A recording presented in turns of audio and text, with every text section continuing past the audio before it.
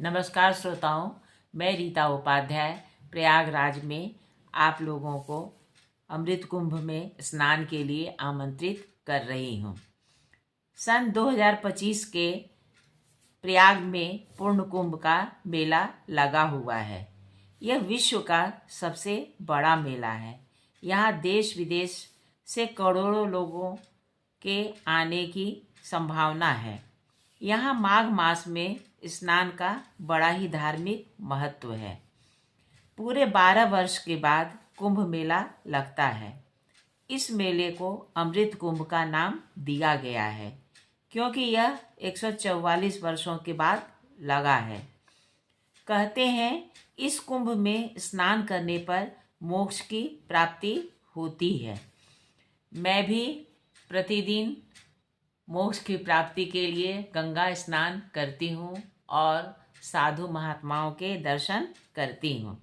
यहाँ पर बहुत सारा प्रवचन क्षेत्र है जहाँ साधु धर्म और मोक्ष का प्रवचन देते हैं। यहाँ सारी व्यवस्था बहुत ही सुनियोजित और सुव्यवस्थित है। मेला क्षेत्र 4000 हेक्टेयर से भी अधिक क्षेत्र में फैला है। यूपी में 75 जिले हैं। हमारे माननीय मुख्यमंत्री योगी जी ने इसे भी एक जिला घोषित किया है। इस तरह यूपी में अब 76 जिले हो गए। अनादिकाल में जब सृष्टि की रचना नहीं हुई थी तो देवताओं और राक्षसों ने समुद्र मंथन किया था, जिसमें बहुत सारी बहुमूल्य वस्तुएं निकली थीं। उनमें से एक अमृत कलश भी था।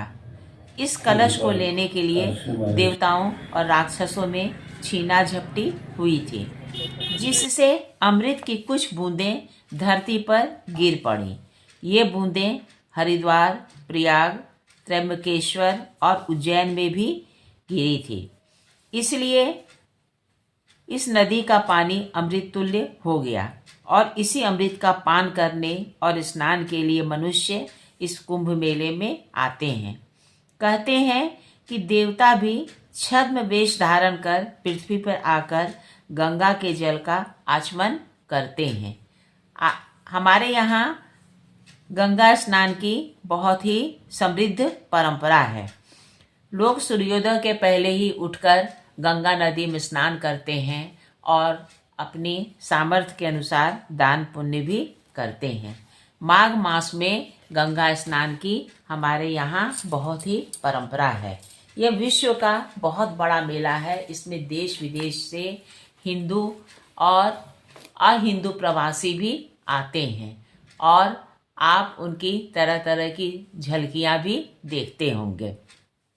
आइए, माघ मास का स्नान करने से किस तरह से प्राणियों का उद्धार होता है, इस संबंध में मैं आपको एक कथा सुना रही हूँ। बहुत पहले सतयुग की कथा है। ब्रह्मा के पुत्र कुत्स मुनि का एक प्रिय पुत्र था जिसका नाम था वत्स। पिता ने 5 वर्ष की अवस्था में उसका उपनयन कर उसे गायत्री मंत्र का उपदेश दिया और विद्याध्ययन के लिए महर्षि भृगु के पास भेज दिया। गुरु की देखा देखी वत्स मुनि भी कावेरी नदी में माघ का स्नान करते थे। वहाँ कावेरी नदी पश्चिम वाहिनी हो गई है। समुद्र में मिलने वाली जितनी नदियाँ हैं उनका प्रवाह जहाँ पश्चिम या उत्तर की ओर हो जाता है, उस स्थान का महत्व प्रयाग से बढ़ जाता है।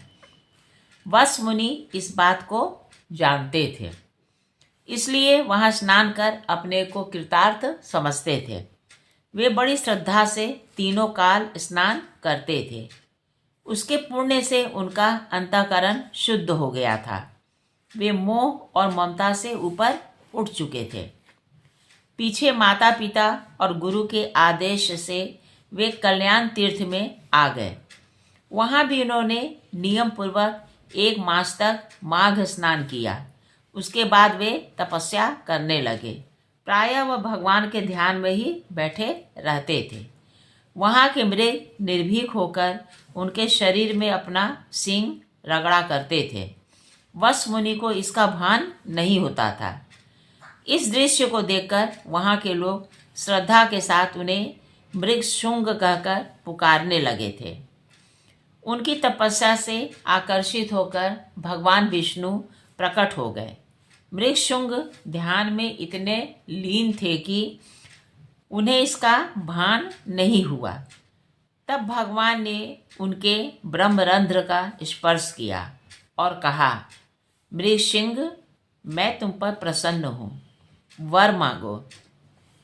भगवान का आह्लादक दर्शन पाकर मृगशृंग के सारे शरीर में रोमांच हो आया। उनके नेत्रों से आनंद का जल झरने लगा। उन्होंने भगवान की स्तुति की।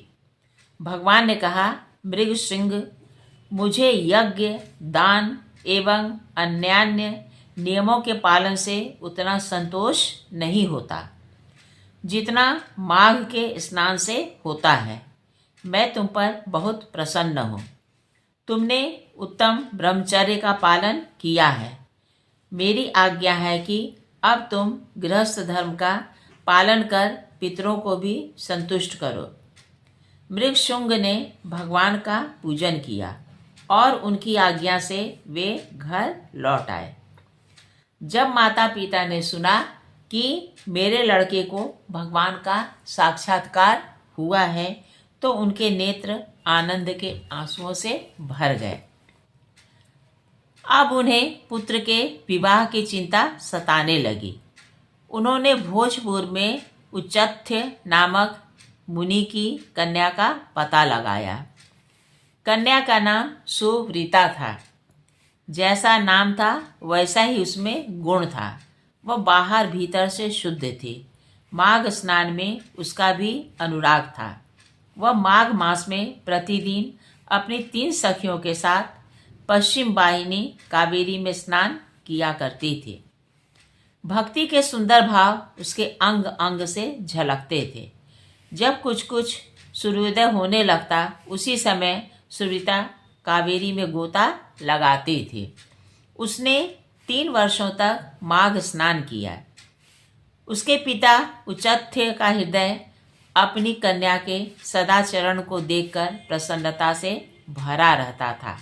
वे सोचते थे कि उनके अनुरूप वर कहाँ प्राप्त हो। इसी बीच कुछ मुनि ने अपने पुत्र वत्स के साथ सुव्रता के विवाह का प्रस्ताव रखा। इस प्रस्ताव से उच्चथ्य के हृदय को बहुत शांति मिली। एक दिन सुव्रता तीनों सखियों के साथ माघ स्नान के लिए कावेरी के तट पर आई। उसी समय एक जंगली हाथी पानी से निकला और कन्याओं पर झपटा। वे भाग खड़ी हुई। भागते भागते चारों तिनके से ढके कुएं में गिर पड़े। कुआं जल रहित था, इसलिए गिरते ही चारों मर गईं। उनके माता पिता खोजते खोजते वहां आ पहुँचे। निकालने पर उन्हें निर्जीव देख लोग रोने कलपने लगे। ठीक उसी समय मृगशृंग मुनि वहां आ पहुँचे। उन्होंने आश्वासन दिया कि इन कन्याओं को मैं जीवित कर दूंगा। आप लोग निश्चिंत होकर कन्याओं के शरीर की रक्षा करें। इसके बाद मृगशृंग मुनि कावेरी के कंठ भर जल में खड़े हो गए। वे मुख और भुजाओं को ऊपर उठाकर सूर्य की ओर देखते हुए मृत्यु देवता की स्तुति करने लगे। ठीक उसी समय वह भयानक हाथी फिर पानी से निकला और मृगशृंग पर टूट पड़ा। मुनि शांत भाव से स्तुति करते रहे। मुनि के पास आने पर हाथी बिल्कुल शांत हो गया और इनसे अनुनय विनय करने लगा। उसने सूंड से पकड़कर मृगशृंग को अपनी पीठ पर बैठा लिया। मुनि उसके भाव को समझ गए थे। उन्होंने हाथ में जल लेकर संकल्प किया, मैंने माघ स्नान के 8 दिनों का पुण्य तुम्हें दे दिया। इस संकल्प को छोड़ते ही हाथी प्रसन्नता से चिघाड़ उठा। इसके बाद मुनि ने कृपापूर्वक उसके मस्तक पर हाथ फेरा। तत्क्षण वह जीव हाथी के शरीर को त्याग कर देवता के स्वरूप में आ गया। तब मुनि की प्रार्थना कर स्वर्ग चला गया। इसके बाद मृगशुंग ने मृत्यु की स्तुति प्रारंभ की। उससे प्रसन्न होकर यमराज प्रकट हो गए। उन्होंने मुनि से वर मांगने के लिए कहा। मुनि ने हाथ जोड़कर प्रार्थना किया कि आप इन चारों कन्याओं को जिला दें। यमराज तथास्तु कहकर अंतर्हित हो गए। कन्याएं जीवित हो गईं। ऐसा मालूम पड़ता था कि वे सोकर उठी हैं। उन्होंने अपनी माताओं से यमलोक की आंखों देखी घटनाएं सुनाई। अभ्यास के अनुसार वे पुनः माघ स्नान, उपवास और व्रत करने लगे। उनकी रुचि अब और बढ़ गई थी। समय आने पर मृगशुंग का उन चारों कन्याओं से विवाह हो गया। माघ स्नान के प्रभाव से मुनि ने पशु के साथ साथ 4 मानव कन्याओं का भी उद्धार कर दिया।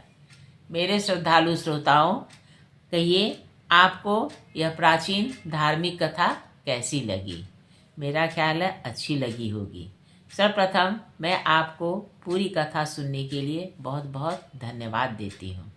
अगर यह कथा आपको पसंद आई तो कृपया लाइक और सब्सक्राइब कीजिएगा। नमस्कार।